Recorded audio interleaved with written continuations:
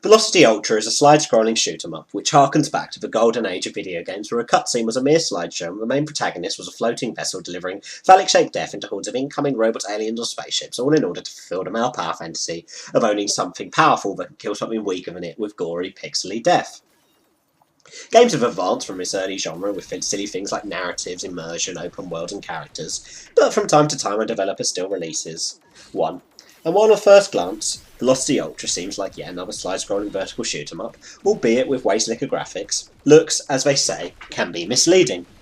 It's far more of a puzzle game in its conception. The objective is to find your way to the end of maze-like levels while collecting survivors in the form of floating glass pods and shooting enemies. The more efficient you do this, the better your score, and the more opportunities you have to unlock more levels. The gimmick that facilitates this is the teleport mechanic, allowing you to zip around the screen, skipping over enemies and obstacles like a prancing pony. You can also slap down teleporter pads to bounce back to other areas of the map. You have a highly sophisticated ship with quantum technology that allows all the teleport shenanigans, but unfortunately you cannot reverse, so you're forever being shunted forward into enemies.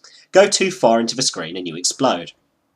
This is not to say that the game is particularly harsh. Being rather the masochist, I would have enjoyed things to be somewhat more punishing. Enemies take the form of gun turrets and floating alien robot things. They move pretty predictably, and their projectiles float around without a care in the world for really hurting you. Additionally, you have a health bar, so even if the projectiles do hit you, you just lose a bit of health, and then you can just pick pickups which heal it back up. There's no one-shot kill or pixel hell style gameplay here. And you also have an assortment of different lasers and bombs to easily, of course, dispatch them with. Even the ever-scrolling screen is no real threat, as you can teleport back to multiple points of the map at will, and pause the game to do this. You have to treat it as more of a fast-paced puzzle game to crack. The game encourages you to replay its various levels to collect more survivors and beat more enemies, and faster times to be awarded more experience, which unlocks more enemies, which allows you to replay more levels to collect more survivors and beat more enemies, and faster times to be awarded more experience, which unlocks more levels. Repetition and practice is the key. Areas of a map will be blocked off by force shields that you have to disable by shooting the correct colour-coded generators in number order. You'll often have to bounce back around the level, searching through different paths, to hit all the correct generators and shut down all the force fields in multiple different orders, all within a time limit.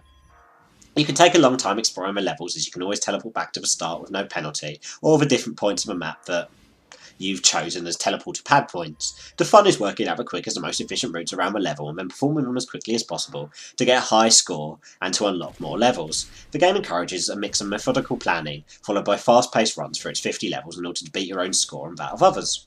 The game was originally released on PS Vita and PS3, but has been given a token Steam release. It does seem a game much more well suited to play on the go, as it's very pick up and play. You can find yourself playing it on the bus perhaps, or on the toilet, or during a boring date, but on a PC you may easily become distracted, rather than being absorbed by the experience because of how many distractions exist on a PC, such as your instant messengers, your Facebooks, your millions of other games, your videos and movies you can watch, and all the porn. Unfortunately, the game never kicks into overdrive. It's not enough of an insane shooter like Icarigua, for example, to keep your heart racing, and it's not enough of a mind-bending puzzler like a title like Braid, for example, to really have you thinking. It's all in repetition and practice, and this can become tiresome quite quickly. If you want something quick and fun to play on the go, have a look at it, but